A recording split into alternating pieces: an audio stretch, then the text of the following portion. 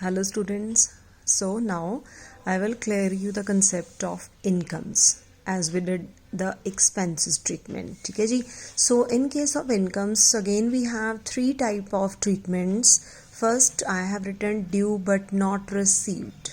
Second is received and third is received in advance.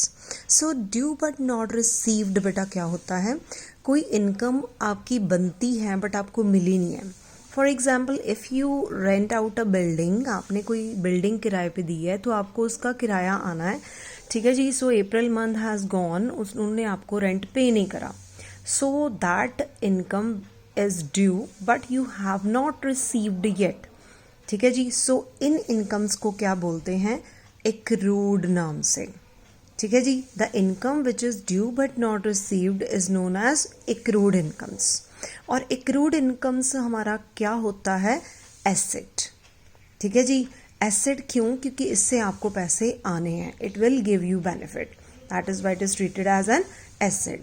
So in accounting treatment we will treat by asset side. आपने head बना देना है, number 1 treatment. And second is you will add in the capital, जो मैंने आपको आगे बात समझाई थी.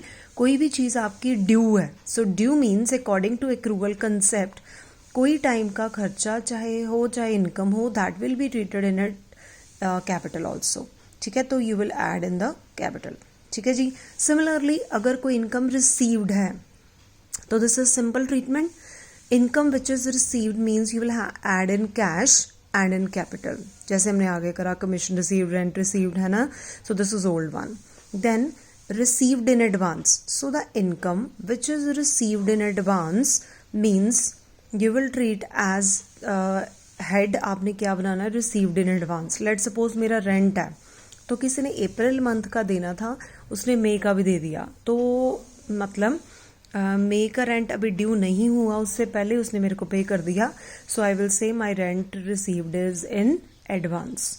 और ये हमारी क्या होती है, लाइबिलिटी. अब बेटा लाइबिलिटी क्यों होती है, आप खुद ही सोचो कि अगर आपने कोई रेंट पे दिया है अपना घर, तो उस बंदे ने आपको 6 मंथ्स का रेंट पे कर दिया एडवांस में, तो आपकी ये रिस्पॉन्सिबिलिटी बनती है कि आपने उस पर्सन को उस घर में रहने देना है 6 मंथ्स एटलीस्ट, वो पीरियड जितने टाइम तक उसने आपको रेंट पे कर दिया है. So that is your liability towards the benefit. इसमें हमने सर्विसेज दे दी बट हमें पैसा नहीं आया, दैट इज़ वाई ये हमारा एसेट है, क्योंकि हमें इसका बेनिफिट मिलना है. और इसमें उल्टा हो गया कि हमने पैसा रिसीव कर लिया है बट हमने अब हमारी ये रिस्पॉन्सिबिलिटी बनती है कि हमने उसको इतने टाइम का बेनिफिट देना है. So that is our liability. तो in this case when you are receiving income in advance you will treat in accounting equation. Obviously ये भी डबल साइड आएगी. First is cash is coming in, क्योंकि received in advance. So cash is coming in. यहाँ पे था not received, तो यहाँ पे कोई कैश का लिंक नहीं था. और यहाँ पे रिसीव्ड इन एडवांस का मतलब ये है कि पैसा आ गया है. And second thing is liability side पे आपने इसका हेड बनाना है. ठीक है जी. So this was all about the expense and income. This is very important. ठीक है जी. Towards next chapter also. So I am going to solve a illustration. Here we have 4 points. First is rent due but not received. So कोई income या कोई खर्चा कैसे पता चलेगा, if you have written a word received it means that's your income.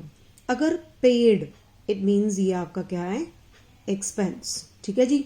So first of all interest due but not received means आपकी कोई income है जो आपकी ड्यू है बट आपने रिसीव नहीं करी. सो अब ये क्या हो जाएगा हमारा, कौन सा वाला, एक्रूड. यस. तो यहाँ पे मैंने हेडिंग बनाई है. एसेट साइड पे मैं लिखूंगी accrued interest, the first one. And I will add in the capital. और कैपिटल में मैं क्या कर दूंगी, इसको add. Suppose this is the 5000 figure और यहाँ पे मैंने लिख दिया 5000. ठीक है जी. यहाँ पे 500 है वैसे. चलो. Then next is rent received in advance.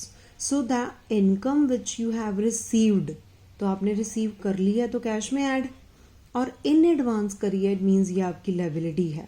So one aspect is in the cash itself and second aspect is on the liability side, and it will not effect your capital since it is not the due amount.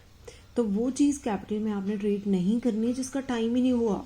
सो ये before time आपने receive कर लिया है. That means here I have written on the liability side rent received in advance and I will add in the capitals. यहाँ पे अगर cash में heading बना दूंगी तो कैश में मैं ऐड कर दूंगी 1000. Then insurance premium paid in advance. अब paid in advance it means ये आपका क्या है, expense.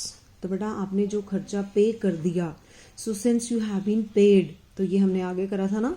So cash is going out, cash में से minus, and it is the prepaid insurance as an asset.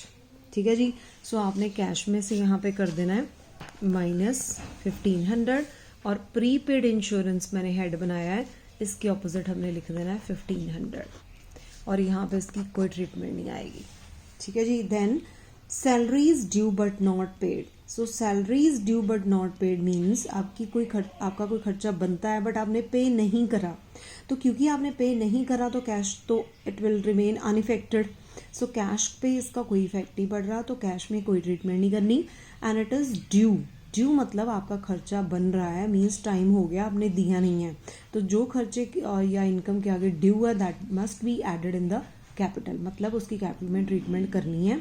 तो आपका क्या आएगा यहाँ पे, कैपिटल में से हमने लेस कर देना है 2000 और मैंने लाइबिलिटी साइड पे एक हेडिंग बनाई है आउटस्टैंडिंग सैलरीज. ठीक है, बिकॉज लैक ऑफ स्पेस मेरा यहाँ पे हेड चला गया. ठीक है, तो आउटस्टैंडिंग सैलरी के आगे मैं क्या लिख दूंगी यहाँ पे 2000. सो 2000 will remain on your right side. यहाँ पे ही हमने लाइबिलिटी में हेड बना दिया और यहाँ पे ही हमने कैपिटल में से लेस कर दिया. ठीक है जी. So this was regarding expense and income. ठीक है, तो इसमें अगर किसी को कोई लॉजिक क्लियर नहीं हुआ so you can call me or you can text me. ठीक है जी. And try to solve the in a horizontal way. जैसे आपकी नोटबुक है तो आप ऐसे नोटबुक को हॉरिजॉन्टली भी करके सॉल्व कर सकते हो. So to make a neat and clean attempt, क्योंकि यहाँ पे हमारी स्पेस थोड़ी वास्ट हो जाती है, तो ये चीज़ हम पर्टिकुलर्स के लिए छोड़ सकते हैं और फिर ज़्यादा स्पेस हम एसेट्स के लिए, देन लायबिलिटी एंड कैपिटल. ठीक है बेटा. सो वर्टिकली करने की जगह पे आप हॉरिजॉन्टली कर सकते हो. ठीक है जी.